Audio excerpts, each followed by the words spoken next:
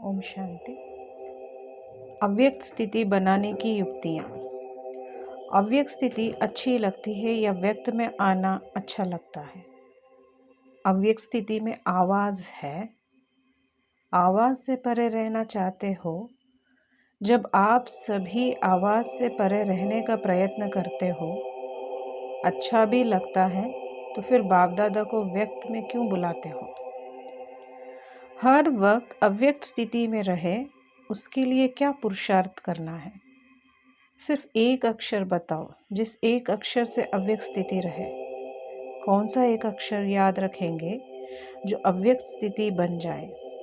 मनसा, वाचा, कर्मणा तीनों ही व्यक्त में होते, अव्यक्त रहे, इसके लिए एक अक्षर बताओ। आत्म अभिमानी अर्थात अव्यक्त स्थिति। लेकिन उस स्थिति के लिए याद क्या रखें, पुरुषार्थ क्या करें? धीरे धीरे ऐसी स्थिति सभी को ही हो जाएगी। किसी के अंदर में जो बात होगी वो पहले से ही आपको मालूम पड़ेगा, इसीलिए प्रैक्टिस करा रहे हैं। जितना जितना अव्यक्त स्थिति में स्थित होंगे, कोई मुख से न बोले, लेकिन उनके अंदर का भाव पहले से ही जान लेंगे। ऐसा समय आएगा, इसलिए ये प्रैक्टिस कराते हैं। तो पहली बात पूछ रहे थे कि एक अक्षर कौन सा याद रखें। अपने को मेहनत समझना माना मेहमान समझना। अगर मेहमान समझेंगे तो फिर जो अंतिम संपूर्ण स्थिति का वर्णन है वो इस मेहमान बनने से ही होगी। अपने को मेहमान समझेंगे तो फिर व्यक्त में होते हुए भी अव्यक्त में रहेंगे। मेहमान किसको साथ भी लगाव नहीं होता है। हम इस शरीर में भी मेहमान हैं, इस पुरानी दुनिया में भी मेहमान हैं। जब शरीर में ही मेहमान हैं तो शरीर से भी क्या लग्न रखे। सिर्फ थोड़े समय के लिए ही ये शरीर काम में लोन लेना है। यहाँ मेहमान बनेंगे तो फिर वहाँ क्या बनेंगे? जितना यहाँ मेहमान बनेंगे उतना ही फिर वहाँ विश्व का मालिक बनेंगे। इस दुनिया के मालिक नहीं हैं, इस दुनिया में हम मेहमान हैं, नई दुनिया के मालिक हैं। ये जो व्यक्त भाव में आ जाते हैं उसका कारण यही है। अपने को मेहमान नहीं समझते हैं, वस्तुओं पर भी अपना अधिकार समझते हैं, इसीलिए उनसे ऑटोमेटिक माना अटैचमेंट हो जाती है। अपने को अगर मेहमान समझो तो फिर ये सभी बातें खत्म हो जाए। अपना बैंक बैलेंस भी नोट करना है। जितना कमाते हैं उतना खाते हैं या कुछ जमा भी होता है? टोटल हिसाब निकाला है, कितना जमा किया है? उस जमा के हिसाब से खुद अपने से संतुष्ट हो तो जमा करने का और कोई समय रहा हुआ है? कितना समय है?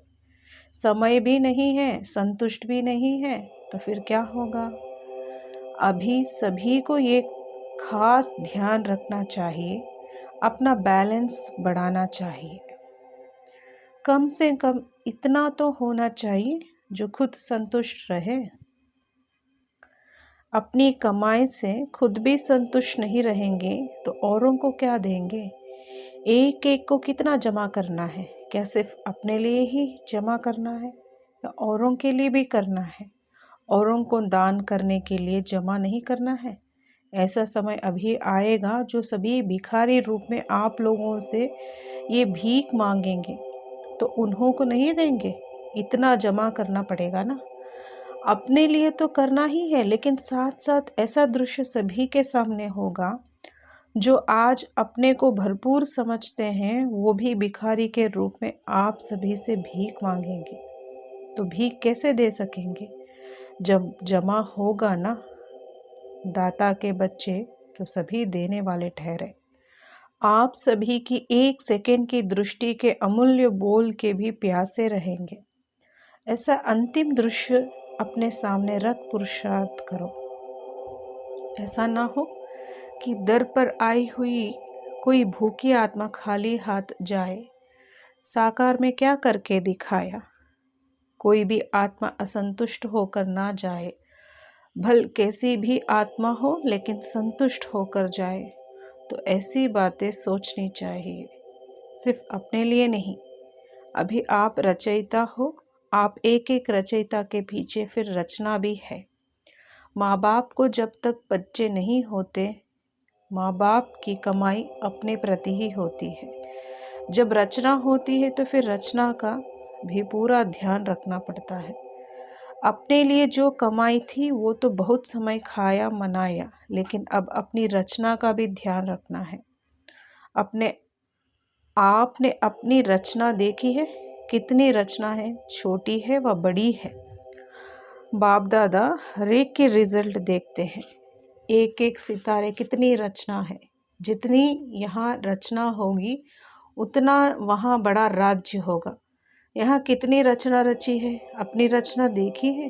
भविष्य को जानते हो? रचयिता सभी है, लेकिन बड़ी रचना की है या छोटा रचना की है? बड़ी रचना के साथ फिर जिम्मेवारियां भी बड़ी है। अच्छा, ओम शांति।